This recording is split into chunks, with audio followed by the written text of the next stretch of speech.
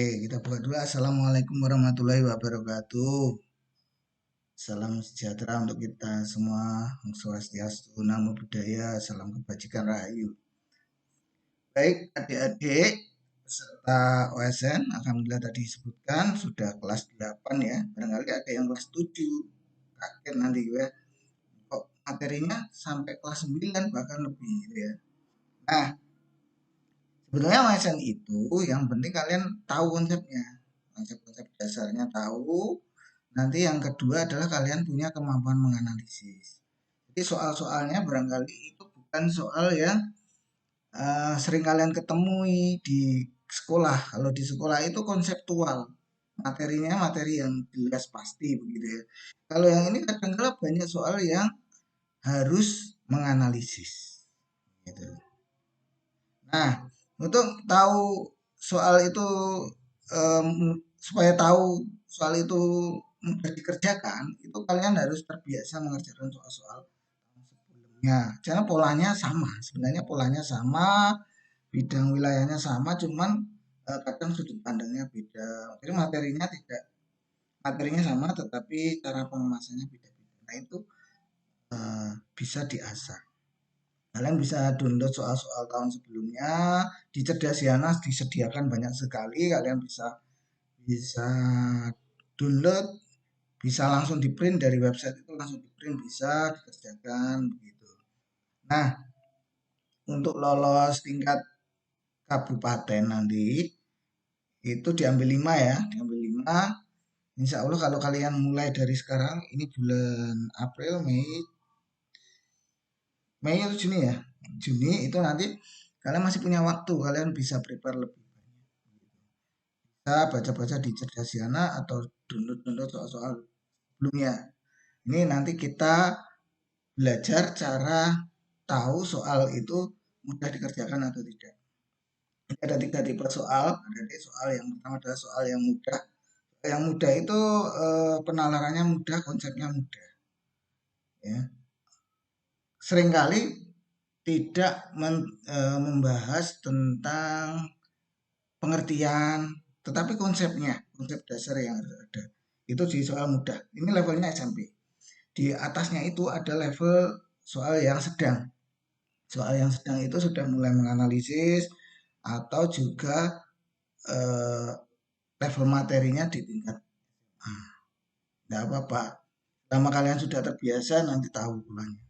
Yang di atasnya lagi itu adalah soal yang sulit. Soal sulit itu persentasenya sedikit.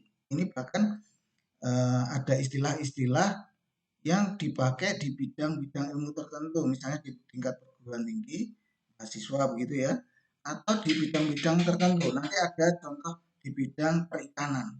Perikanan itu barangkali kita awam, kita nggak tahu, tetapi dengan ada konsep-konsep yang sudah dibekali kita bisa mengira-ira jawabannya apa. Oke ya, kita langsung saja tak share screen dulu. Oke.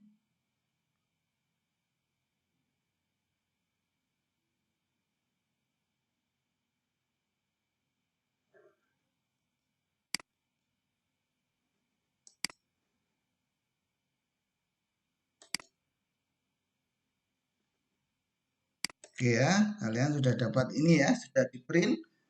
Kalau nggak di print juga nggak apa-apa, yang penting bisa dipelajari, dibuka kan bisa ya.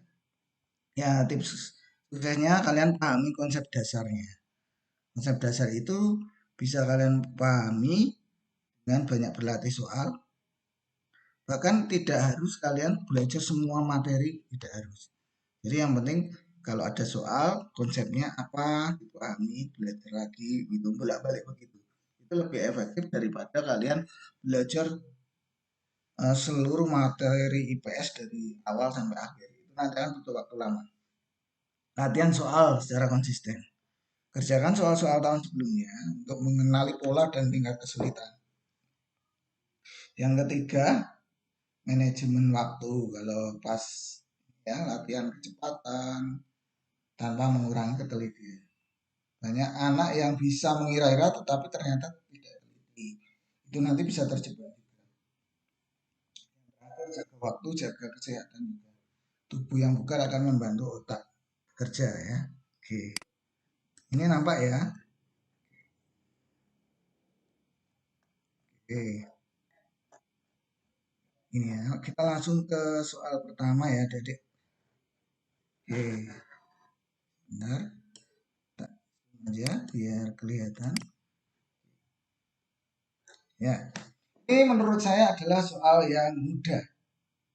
Tipsnya adalah kalian cari yang salah. Kalau kalian menemukan satu salah, itu otomatis bisa ditemukan jawabannya. Ada yang bisa jawab nggak? Yang salah yang mana? Antara 1 sampai 5 ini cari yang salah. Coba.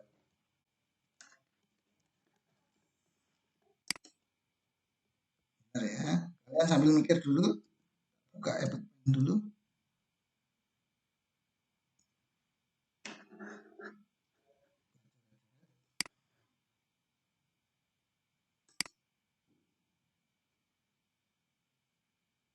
Coba ada yang menemukan kesalahan nggak? Atau ini nggak mungkinlah Indonesia seperti ini gitu.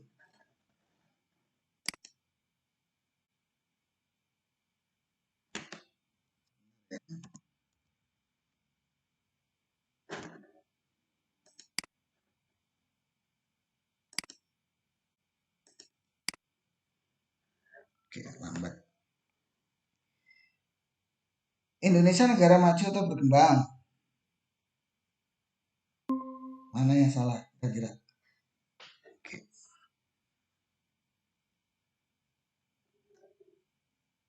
silakan dipikir dulu.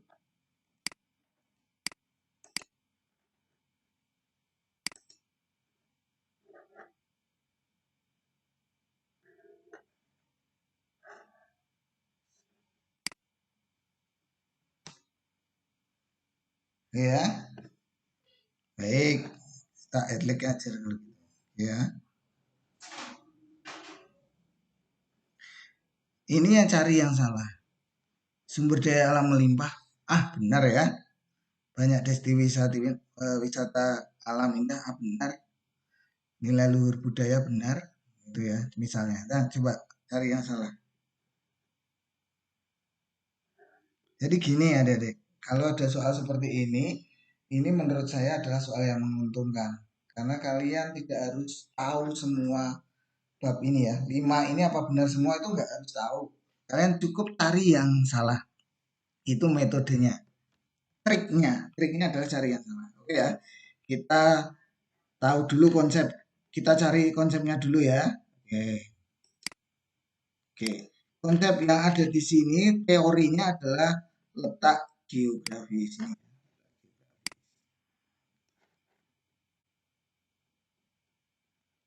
Ini ya letak geografis. Letak geografis di sini bukan letak geologis, geografis sama astronomis itu. Karena geografis di sini lebih umum. Kalau nanti kalian pakai yang geologis, ini geografis ya berarti berbeda dengan geologis itu ya. Nanti nggak ketemu. Contohnya ini ya kalau sebentar.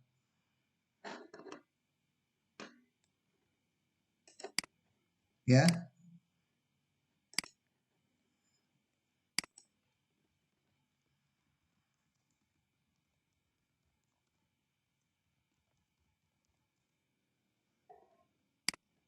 ini ya kalau mau pakai ini ya. Oke. Kalau pakai yang ini teorinya ya. Nanti tidak ketemu karena apa? Letak geologis adalah letak batuan, posisi batuan. Letak astronomis letak berdasarkan lintang bujur itu ya. Masih ingat ya.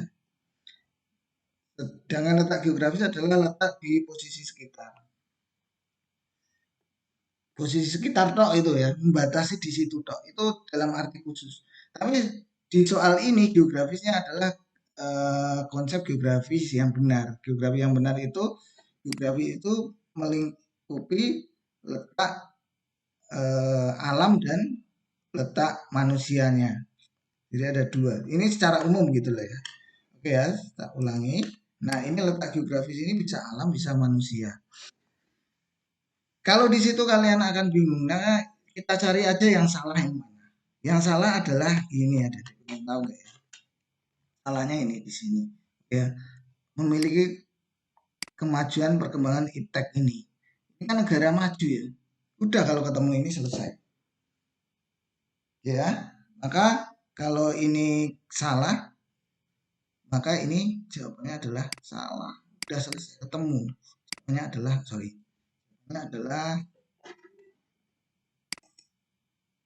jawabannya adalah A. Ini. Cek kalau nggak percaya, memiliki sumber daya alam yang melimpah. Indonesia benar memiliki sumber daya alam melimpah, terus destinasi wisata yang indah, jelas. Nilai luhur budaya, tuh. Ini fisiknya, ini manusianya. Tapi kalau yang ini dan ini meragukan.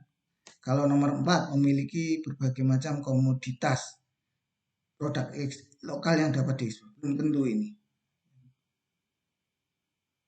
Kita itu ekspornya sedikit, kita itu impornya lebih banyak daripada ekspor.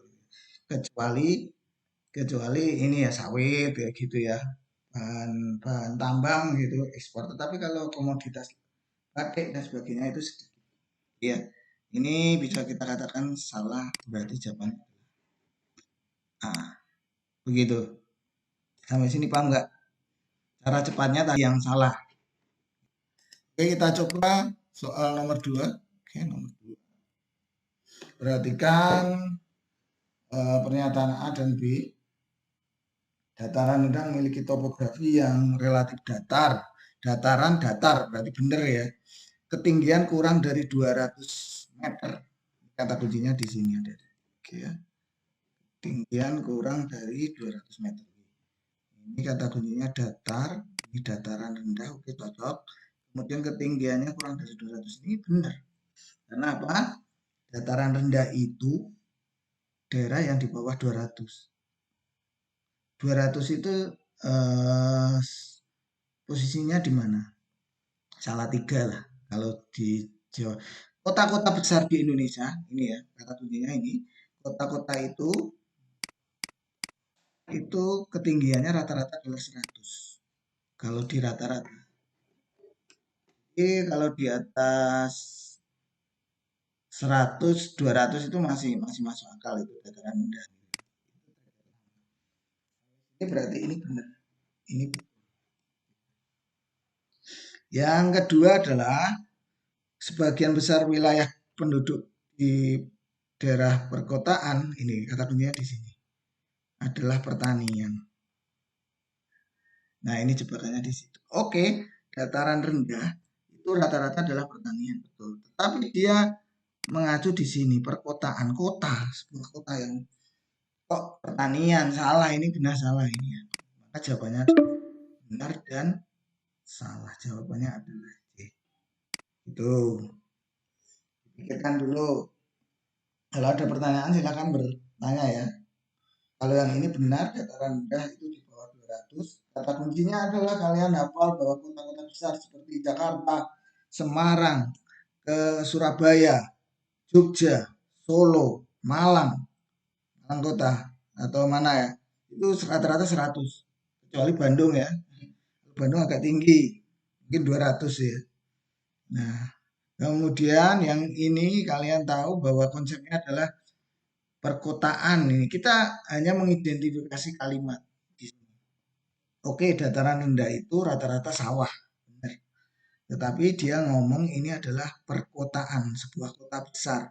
Maka adalah kalau dia berkata itu pertanian berarti salah. Begitu. Oke, sampai sini paham nggak? Ini hanya mengidentifikasi eh, bacaan. Ini semacam literasi lah kalian. Literasi tapi ilmu pengetahuan. Kita lanjutkan nomor 3. Ini konsep teorinya. Ini adalah dangkalan Sunda, ini peralihan, ini dangkalan Sahul. Ini dulunya satu daratan dengan Asia, ini dulunya satu daratan dengan Australia. Tapi ketika zaman es mencair, maka ini terisi air. Kalau di sini sudah dunia sudah laut. Jadi ini laut terus keisi air tambah dalam lagi, ini laut dalam. Nah, nanti ada 3 karakter faunanya yang pasti ya. Hewan-hewannya itu Asia, Sumatera, Kalimantan, Jawa itu sama. Kebanyakan ada kera-keraan, kemudian mamalia besar gitu. Kalau yang ini itu dari Australia bisa jalan-jalan ini karena ini dulu daratan gitu ya. Dia bisa kanguru, koala dan sebagainya di sini, Tartarus dan sebagainya di sini ya. Nah, yang ditanyakan adalah fauna, bukan fauna, oke ya, bukan fauna tapi floranya.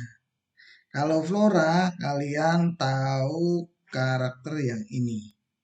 Konsep dasarnya adalah, nah, oke ya, konsep dasar yang ini. Angin muson barat. Angin muson barat itu bergerak dari barat ke timur. Menyebabkan Indonesia musim penghujan itu yang itu. Ini kan ini hujan ya, hujan banyak. Tek tek tek tek tek, bukan hujan. Ini basah. Oke,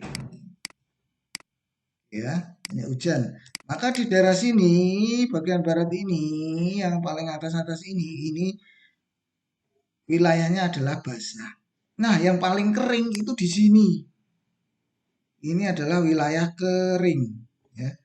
Wilayah kering, kering.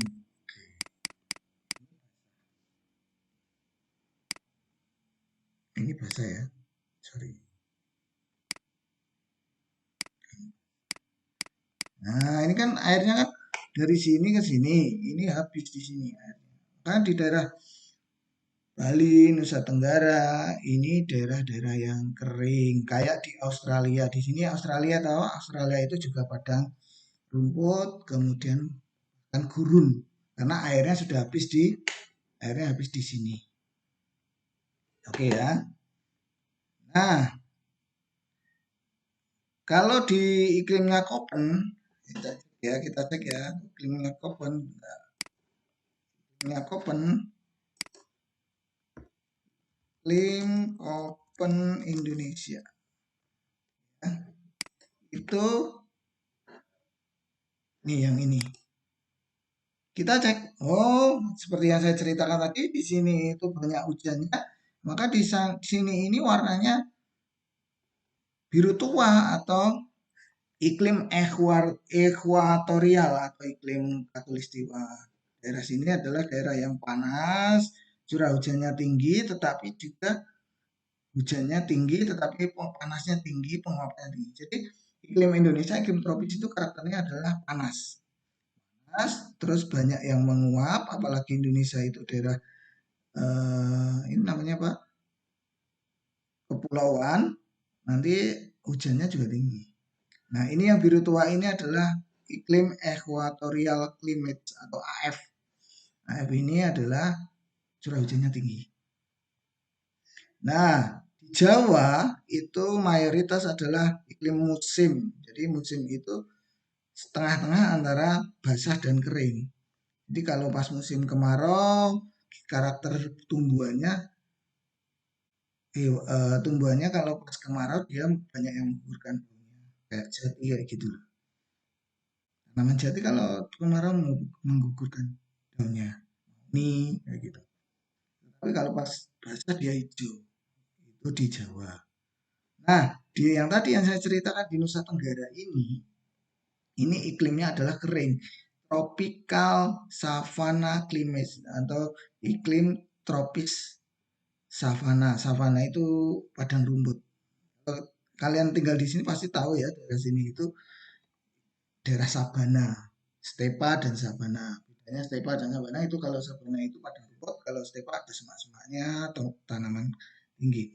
Kalau tanaman khasnya tentu ini rumput. Nanti kalau rumput berarti di sini cocok untuk kayak gitu ya. Karena yang ditanyakan di sini adalah di daerah Willis dan Weber. Ya. Nah nanti di sini itu tanaman yang paling cocok adalah tanaman keras. Salah satunya adalah cendana. Cendana khas adalah jawabannya adalah cendana. Adik-adik ini Rafflesia ini ya cendana jawabannya C. Kalian kalau tidak tahu ini cendana atau apa, kalian cari yang salah. Kalian setahu-tahu kalian lah. Oke ya, misalnya kalian tahunya Rafflesia arnoldi ini adalah ditemukan di Sumatera oleh Raffles. Oh ya berarti di Sumatera. Berarti ini salah gitu ya. Salah sudah. Kemudian tahu apa lagi? Kalian harus mengidentifikasi macam itu. Tahu apa lagi? Sagu. Oh sagu itu makanannya orang Papua. Berarti di Indonesia Timur. Itu ya ini salah. Gitu. Berarti tinggal ini atau ini. Ternyata ini Indonesia Timur juga. Yang ini. Kalian bisa memilih tinggal dua ini sudah lebih baik loh ya. Meninggalkan dua itu nggak apa-apa. Berarti kalian tinggal dua. Kalau dua kalau benar itu 50% 50%. Untung-untungan. Padahal kalau benar kan nilainya 4. Kalau salah nilainya 1. Minus 1. Kurangi 1. Maka kalian putuskan aja. Bismillah gitu. Pilih salah satu. Kalau nggak tahu gitu. Tapi secara spekulasi ini peluangnya 50% 50%, tetapi kalau nilainya ini kalau benar itu 4, kalau salah minus 1. Misalnya gitu. Perlu kalian ketahui ya, nilai OSN itu nilai 70 aja sudah luar biasa loh ya.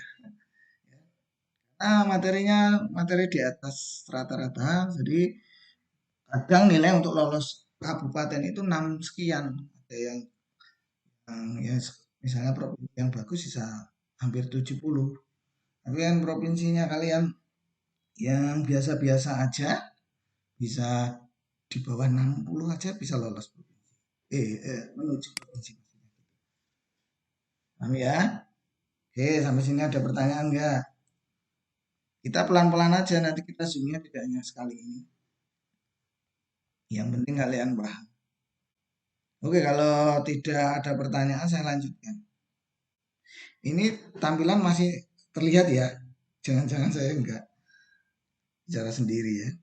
Kalau ada enggak tampil atau ada masalah dengan layar silahkan disampaikan. Karena saya enggak tahu.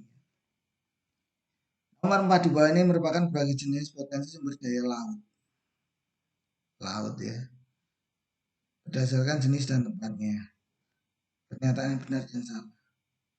Terumbu karang tahu ya? Terumbu karang. Kita cek satu persatu. Terumbu karang dapat berfungsi untuk memitigasi bencana wilayah pesisir. Terumbu karang itu karang-karang yang ada di laut yang ini ya, dekat pantai gitu ya. Untuk memitigasi bencana pesisir. Betul apa salah ya benar lah. Kalau ini kayaknya masuk akal, udah langsung dijawab aja. Setahu kalian benar. Ya, benar ini. Oke. Kemudian ini terumbu karang ini bisa untuk memitigasi bencana laut, kemudian pasang ataupun atau gelombang tinggi itu ya, gelombang pasang ataupun bisa juga tsunami. Tapi kalau tsunami ya kalau besar ya bisa jadi tidak begitu. Tapi kalau abrasi atau pergeseran itu dan juga pasang pasti air pasang. Padang lamun itu habitat. Tahu padang lamun semacam ini.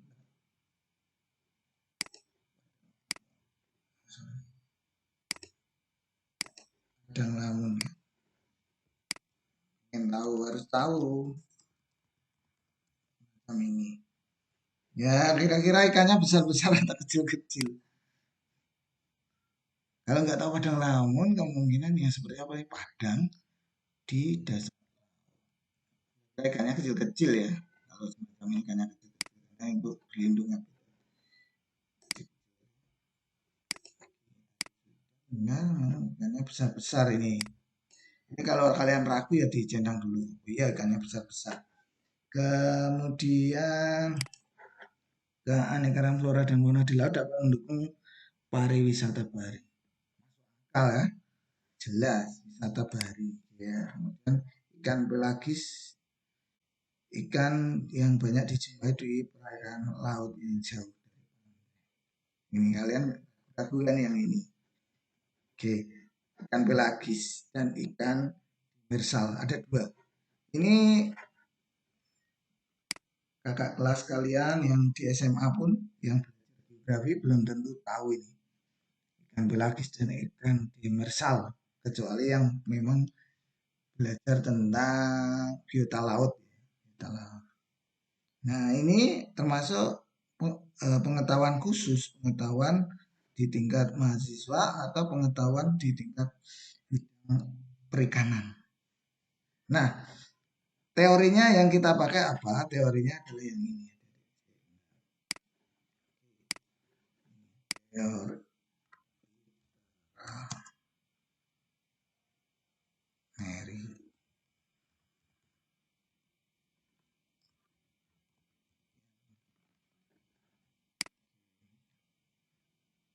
Nah,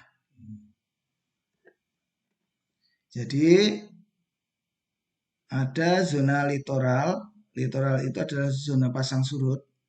Ini ada zona neritik, zona yang hingga kedalaman 200 meter. Zona basial itu di atasnya di atas 200 sampai 1800 dan zona dalam. Kira-kira ikan hidup di mana? Apakah di litoral, di zona padang apa naik turun pasang surut, atau di neritik di zona ini, atau di dalam? Kira-kira yang mana? Jawabannya ada di zona ini. Ikan itu banyak di zona neritik. Nah, apa kalau di padang di zona litoral itu kan ombak tok di sini. Jadi ikan kalau di sini itu tergoncang ombak akan terganggu. Jadi dia cari daerah yang agak aman di bawahnya. Di satu sisi ikan itu seperti kita makhluk hidup, dia butuh sinar matahari. Nah, sinar matahari itu bisa masuk hingga kedalaman 200 meter ini. Ini enggak di bawah ini enggak bisa, ini apalagi kali begitu ya. Nah, maka zona yang banyak ikannya ada di sini. Pertanyaannya adalah ikannya ada di mana? Ikan itu ya. Ikan pelagis adalah ikan yang seperti tuna, seperti itu. Ikan yang di laut lepas. Tapi di kedalamannya tetap ini. Jadi ikan ini sebentar. Ini adalah ikan-ikan pelagis itu di sini. Tapi di zona ini ya, masih di zona ini. Ikan yang ngambang di tengah-tengah air. Nah, yang di sini yang ada ikan-ikan yang demersal namanya. Ikan-ikan yang hidupnya di apa ini? Di dasar laut. Ya. Kalau di perairan darat misalnya ikan sapu-sapu gitu kan, dia di bawah dasar laut. Ada dua ikan tipe ini. Nah, ini yang ini namanya pelagis. Ini demersal. Jadi ikan pelagis adalah ikan yang banyak dijumpai perairan laut jauh. Ikan yang sering kalian makan itu. Ikan laut itu banyak di sini. Nah, tapi yang di sini adalah ikan-ikan yang hidupnya nyari makannya di dasar laut. Itu konsepnya. Jadi kalau pengetahuan semacam ini kalau nggak tahu juga nggak apa-apa. Maka kalian harus tahu ini tadi benar, ini salah karena ini ikannya harusnya ikan kecil. Kemudian ikan flora dan fauna di laut dapat mendukung wisata bahari, ya jelas. Kan sederhana ya, kalau ini keanekaragaman akan mendukung wisata. Ya genah, masuk akal gitu. Gitu. Kalau yang ini kalian nggak tahu ternyata jawabannya benar salah benar. Lanjutkan.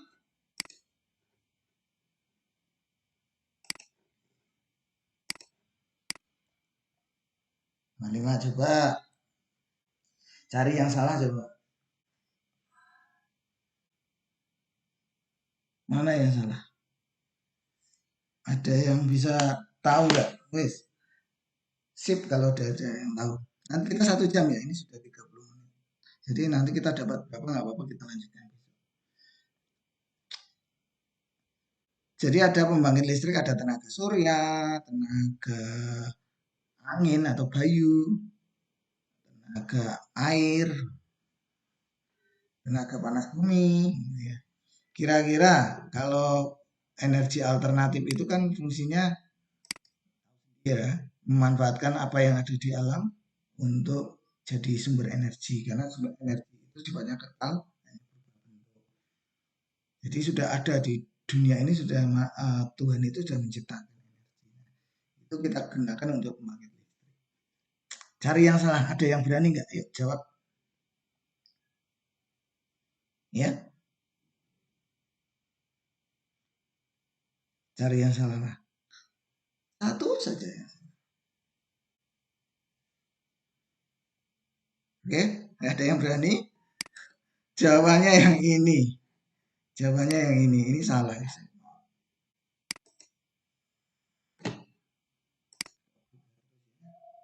Jawabannya ini memerlukan banyak tenaga kerja ini. Benar salah. Kan karena itu sudah disediakan oleh alam ya. Otomatis logikanya harus main begitu. Otomatis ya sudah tinggal dipasang selesai kayak tenaga surya itu loh. Kalau kita pasang panel surya ditinggal selesai. Nah, yang ada empatnya salah. Udah seret. Berarti kalian tinggal milih dua nih, A atau B.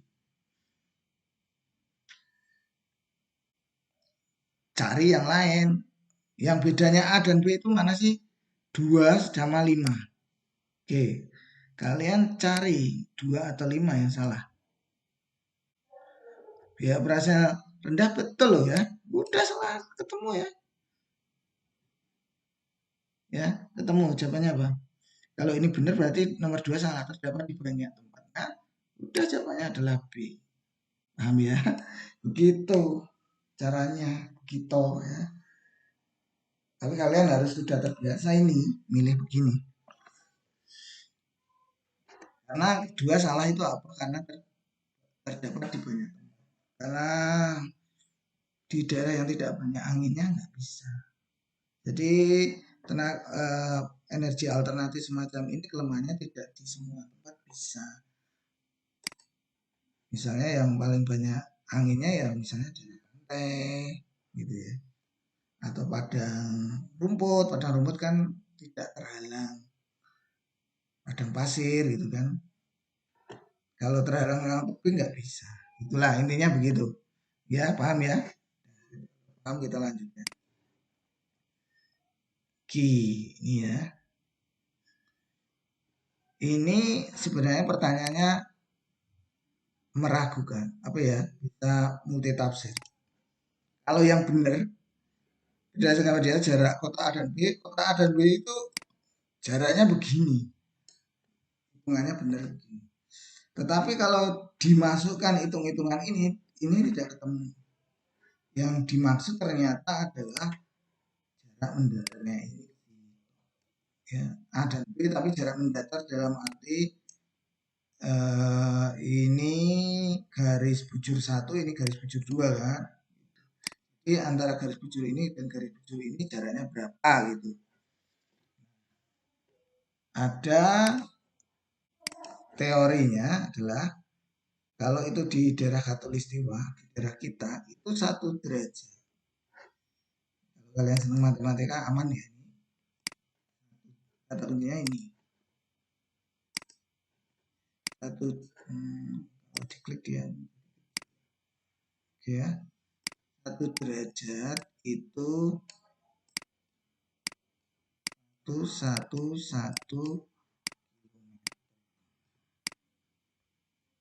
terus dibagi 60 1 menit ya itu adalah 1,85 km.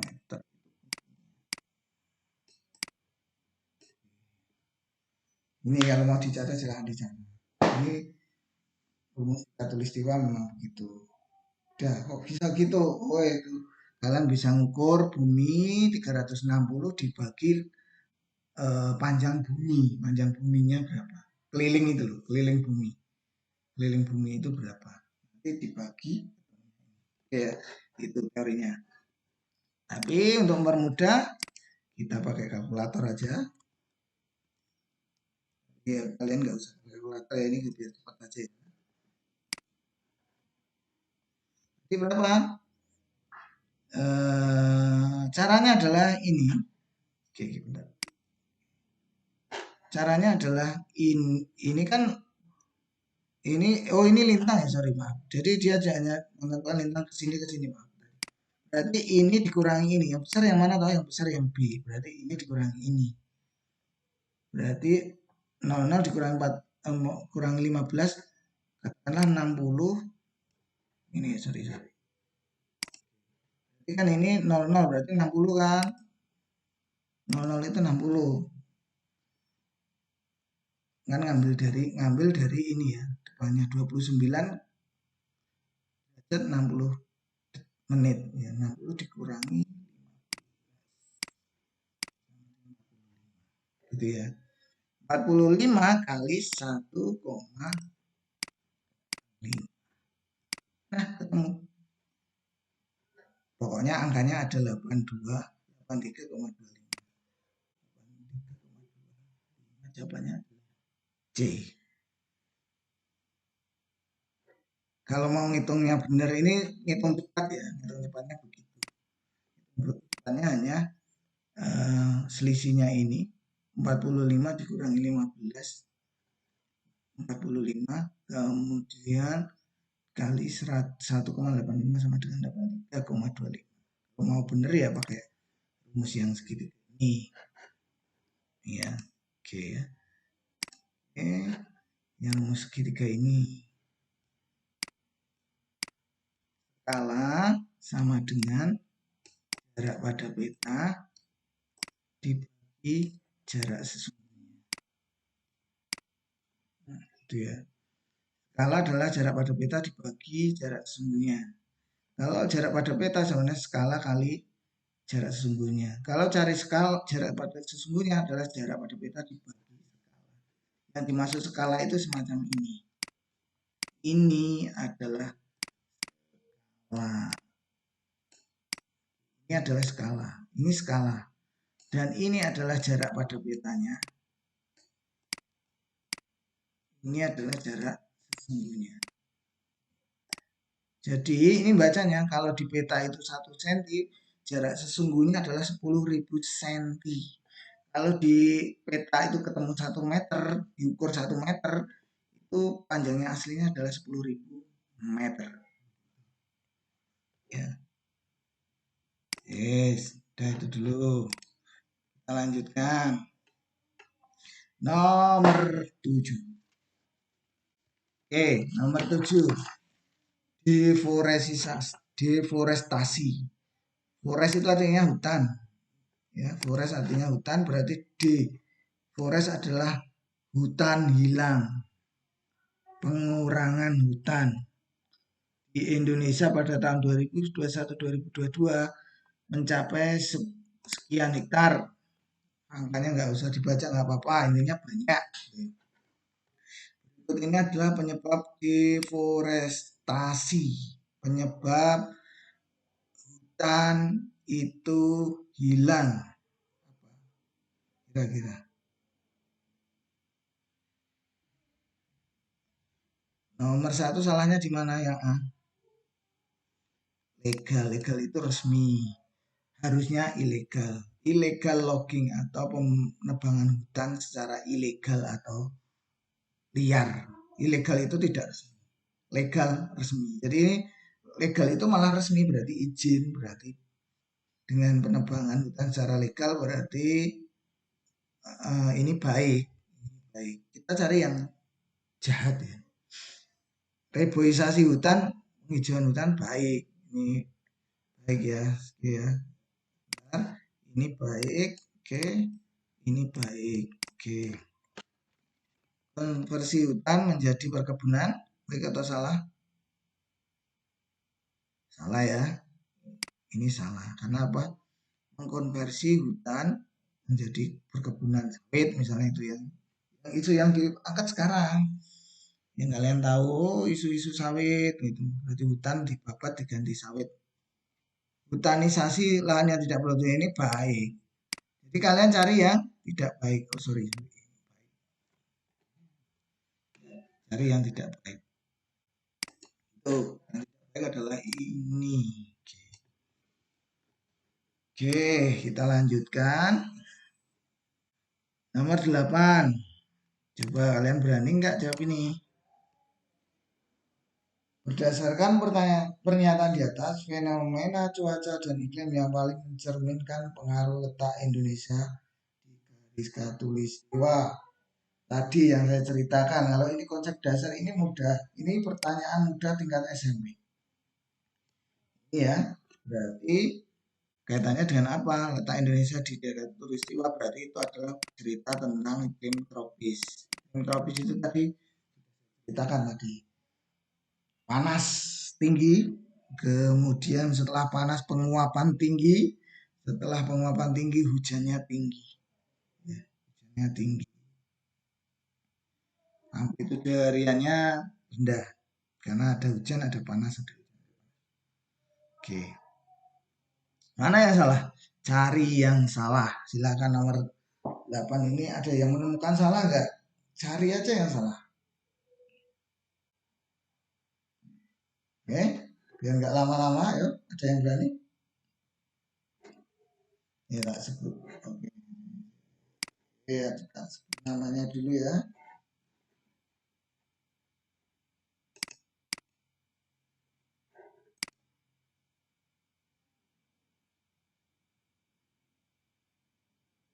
Aduh,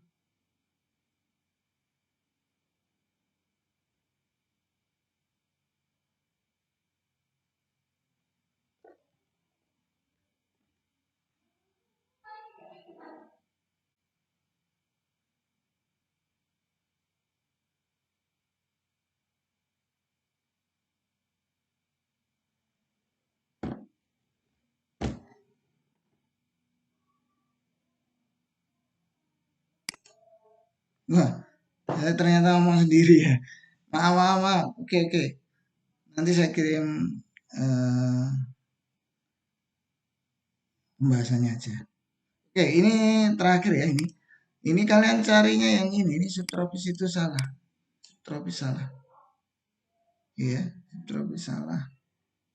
Udah jawabannya adalah kalau ada tiganya salah, udah jawabannya ketemu. Oke, karena ada kendala maaf, saya nggak tahu. Kalian nggak ingatkan ya. Oke, maaf sekali. Oke, sampai di sini dulu. Nanti saya kirim pembahasannya.